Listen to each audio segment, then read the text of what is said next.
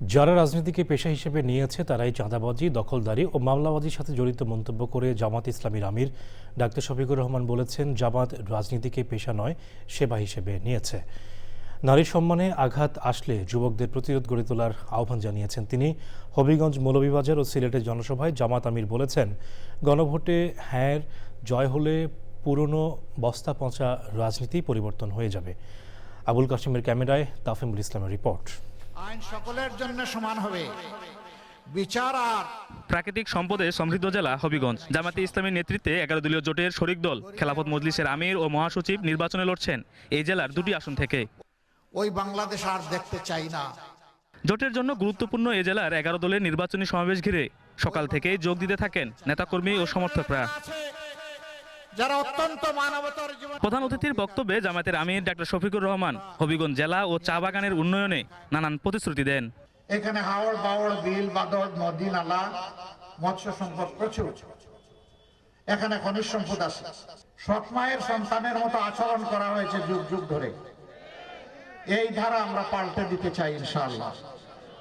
আমাদের অঙ্গীকার, যে এলাকাকে যত বেশি বঞ্চিত করা হয়েছে, আল্লাহ তাআলা আমাদেরকে দেশ পরিচালনার সুযোগ দিলে ওই এলাকা থেকেই সর্বপ্রথম আমরা উন্নয়নের কাজ শুরু করব। নারীর সম্মান রক্ষায় যুবকদের প্রতিরোধ গড়ে তোলার আহ্বান জানান জামাত আমির।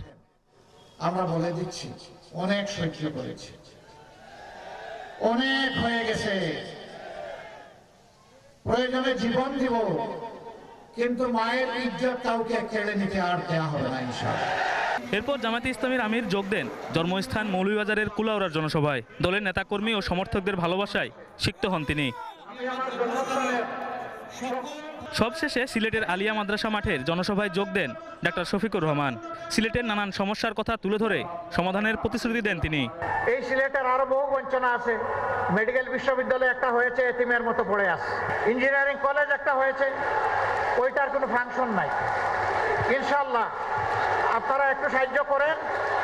আমি যদি বেঁচে থাকি, আল্লাহ যদি এই জাতের খেদমতের সুযোগ আমাকে দেন, আপনাদের দায়িত্বটা আপনারা নেন আর আপনাদের দেওয়া আমানতের দায়িত্বটা আমাকে দেন। আমি কথা দিচ্ছি, বেঁচে থাকলে ইনশাআল্লাহ আপনাদের এই দাবিগুলো অযৌক্তিক নয়, ইনশাআল্লাহ সবগুলো বাস্তবায়ন হবে ইনশাআল্লাহ তাআলা লাজিম। সিলেট ও সুনামগঞ্জের 11 দলীয় জোটের প্রার্থীদের প্রতীক তুলে দেন জামাত আমির। জনসভায় জামাতের আমির সাধারণ মানুষের কাছে একটিবার সুযোগ চেয়েছেন। তিনি বলেছেন, গত 54 বছরে বারবার সরকারকে দেখা হলেও জামাতের কোনো সরকারকে সাধারণ মানুষ দেখেননি। এজন্য এবার তিনি একটিবার সাধারণ মানুষের কাছে সুযোগ চেয়েছেন।